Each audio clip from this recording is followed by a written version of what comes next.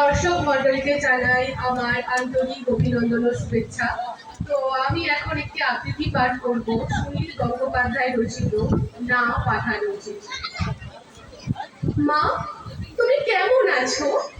আমার পোষা বিড়াল খঞ্জু সে কেমন আছে? রাত্রে সে কার পাশে শোয়? দুপুরে যেন আলী সাহেবদের বাগানে না যায়। মা, ঝিঙে মাছের ফুল এসেছে, তুলিকে আমার নূরে শাড়িটা পরতে বলুন, আঁচলের পেশো যেন সেলাই করে দেয়। তুলিকে কত মেরেছি, আর কোনোদিন মারবো না। আমি ভালো আছি, আমার জন্য চিন্তা করো না। মা, তোমাদের ঘরের চালে নতুন খড় দিয়েছো? এবারে বৃষ্টি হয়েছে খুব, তরফদার বাবুদের পুকুরটাকে ভেসে গিয়েছে। কালো হলো মাছ পেয়েছে কিছু। একবার মেঘের ডাক শুনে কই মাছ উঠে এসেছিল ডাঙায়। আমি আম গাছ তলায় দুটো কই মাছ ধরেছিলাম, মনে আছে? মনে আছে তোমার মা? একবার আলী সাহেবদের বাগানে নারকোল কুড়িয়ে এনেছিলাম, চুরি করে আনেনি, মাটিতে পড়েছিল, কেউ দেখেনি। নারকোল করার সেই স্বাদ এখনো মুখে লেগে আছে। আলী সাহেবের ভাই মিজান আমাকে খুব আদর করতো। একদিন বাবা দেখতে পেয়ে চেলা কাঁধ দিয়ে পিটিয়েছিল আমাকে। আমার কি দোষ? কেউ আমাকে আদর করলে আমি কি না বলতে পারি? আর কোনোদিন আলী সাহেবদের বাগানে যাইনি। আমি আর কোনো বাগানে যাই না মা। সেই দাগটায় হাত বুলিয়ে বাবার কথা মনে পড়ে। বাবার জন্য আমার খুব কষ্ট হয়। আমার জন্য চিন্তা করো না, আমি ভালো আছি, খুব ভালো আছি। তুলি কি এখনো ভূতের ভয় পায় মা? তুলি আর আমি পুকুর পাড়ে একবার কলা বউ দেখেছিলাম, সেই থেকে তুলির পিঠের ব্যারাম শুরু হলো। আমি কিন্তু ভয় পাইনি, তুলিকে কত খেপিয়েছি।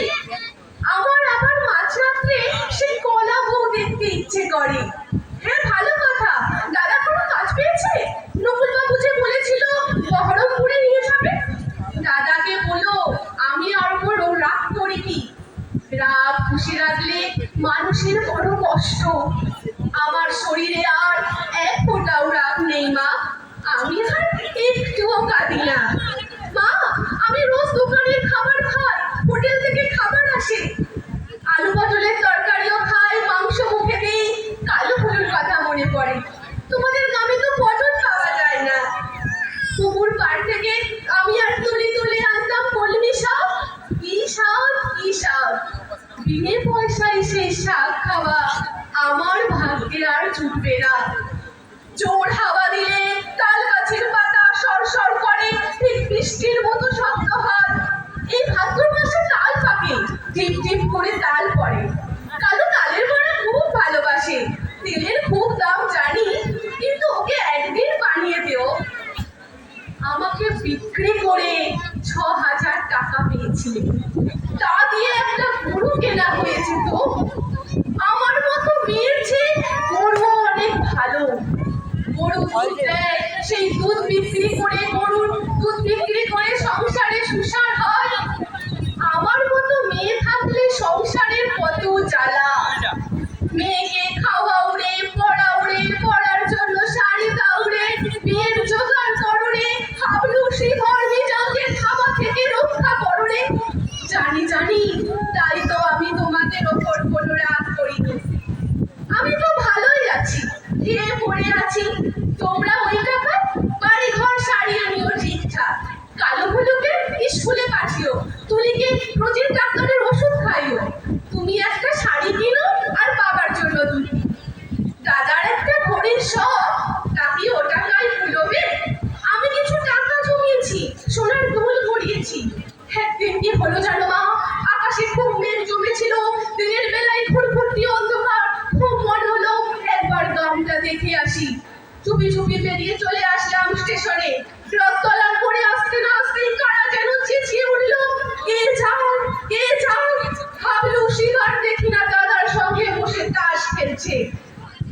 হাবুল আমাকে দেখে বলল, এই একটা বেহুশে মেয়ে এ গ্রামে কি করতে এসেছে? আর একটা ছেলে চিনি না বলল, ছি ছি ছি, গায়ের বদনাম। হাবলু রিক্সাওয়ালাকে চোখ রাঙিয়ে বলল, ফিরে যা,